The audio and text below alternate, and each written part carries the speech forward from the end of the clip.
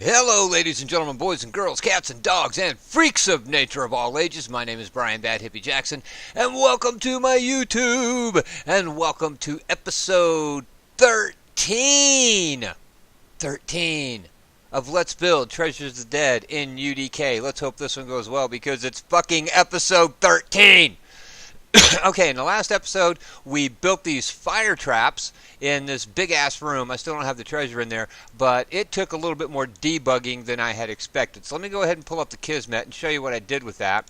That's fire trap 2. Okay, so the first thing I had to do was I did the wrong toggle. Now, we did a regular toggle on and off, and it worked, and it was functional, and it did what we wanted it to do. But as you saw in the video, when it toggled the emitters off, it took a while for them to fade out. So we changed that regular toggle to a toggle hidden. So as soon as it hides, they just fucking disappear. Yay! Great thing to do. Okay, so that works better. Then we forgot to, you didn't forgot shit. I forgot to use relative offset and relative rotation on my attached to actors. And what we were getting was, I've got the emitters hidden because I don't like them if I don't need them. And the dynamic physics volume that does the damage is actually a little bit in front of the emitter. So with relative rotation and relative offset turned on, that centers that up onto the emitter so that we're not like getting hit and killed before the fire actually gets to us. And then I had to do a lot of debugging and extra stuff with the triggers. So when we hit this trigger, it opens this door, no big deal. This trigger right here will move that switch, open that door. So let's go look at it this way. And it just took a while to figure out in what order and in which sequence to put the Kismet to make it work right. So we hit that one. It opens this door over here, which it'll open it in. We come past here. We have our checkpoint. So we checkpoint right there. Then we go in the door, and when we hit this trigger, it'll close the door behind us. And the way it does that is it plays the same matinee as you play with this trigger when you open the door. It just does it in reverse. So there is a camera switch attached to that, and if you don't take your finger off the W key, it just might push you into the fire trap. So because that trigger also activates the fire trap, but it works out. Then we get down here and we've got this trigger which activates this switch. Move back in where you're supposed to be, trigger. And it reopens this door. And then also what that does is it turns this trigger off. So let me go ahead and find that trigger in Kismet, and I'll show you how we do that. Oh,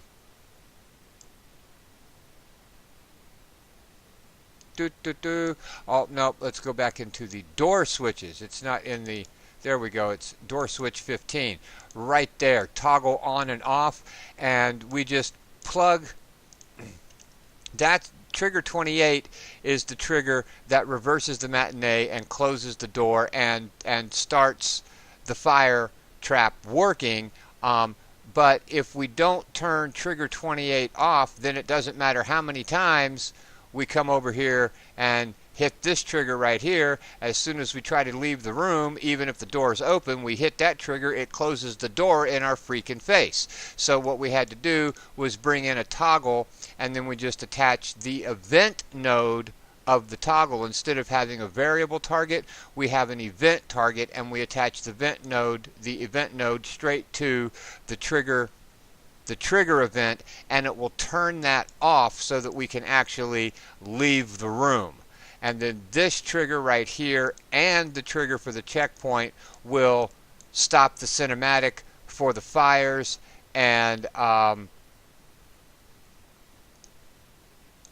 hide the particle effects. So it's pretty much set up so if you get killed before you open the door, you're going to come back to the checkpoint. The door is still going to be closed, so you can go back to this trigger and reopen the door. They're set to infinite use. If you get killed after you've opened the door, then you're still going to start at the checkpoint, and when you walk through the open door, it's still going to close behind you because that trigger will reactivate after you respawn, and so this trigger will shut this trigger off so that the door will stay open, and once you clear that room, you go this way, you hit that one, it shuts down the matinee, it hides the particle effects, and then you can keep playing in the level. And it just took a little bit of figuring out to get it done, but I got it done. So let me go ahead and select all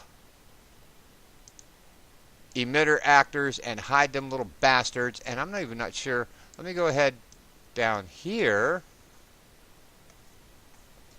and just play real quick, because I don't remember if it'll actually show the emitters up in game if I've got them hidden in the editor, but I'm about to find out.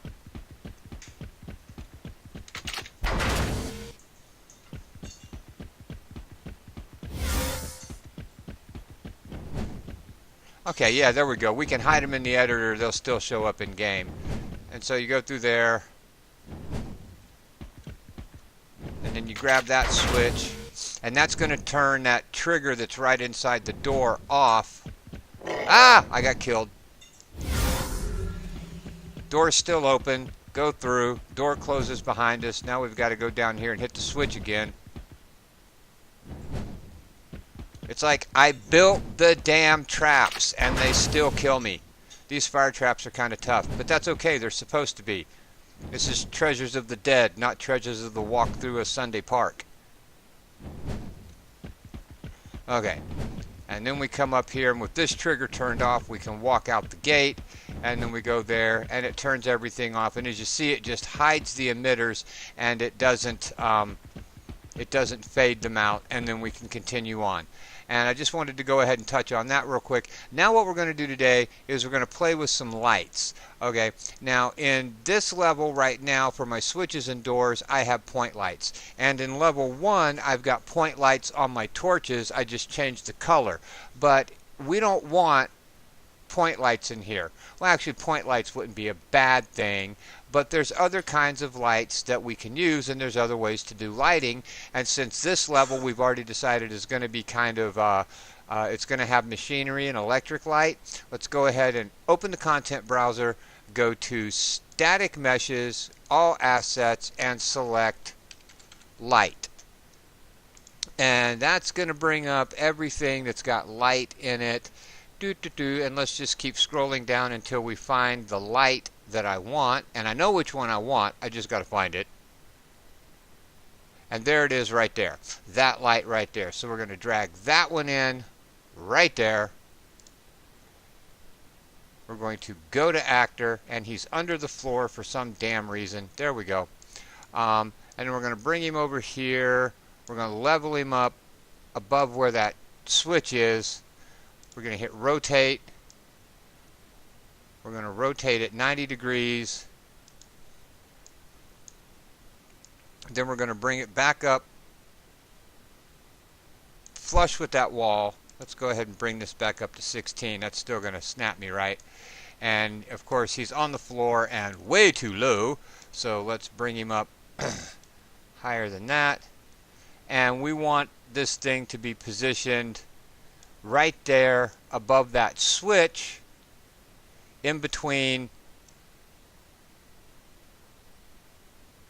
That's too high. Let's take that back to an 8 so we can get it exactly where we want it. Zoom that in, and we only want it to go up one more. Come on, up. Right. That's a little bit too high. 4, down 1. That's exactly where I want it. Yeah, right there on that little line. Now, if we go ahead and play real quick, and yes, it's going to tell us lights need to be rebuilt, and we get down here, we've got that light, but it's pretty damn small in comparison to other things because we're doing a top-down camera. And because we're doing a top-down camera, things that would look larger in a first-person view are going to look smaller. So we're going to leave that selected. We're going to change the draw scale Oops, I hit the wrong draw scale. And we're going to change the overall draw scale to 2, and it's going to leave it butted up on that wall. And if we just go ahead and play from here, now we're going to notice that that light is quite a bit more visible, which works for me. And I think we're going to go ahead and grab it and drag it back in a little bit further, because the top side of it doesn't look like it has its textures. It looks like the top side's not textured quite properly, or no, it's not that it's not textured, it's just that it's like a U, a wraparound. But it looks kind of funny from overhead, so we're going to drag it into the wall a little bit and make that a little bit less noticeable. Okay, and play from here just to see. And that looks good.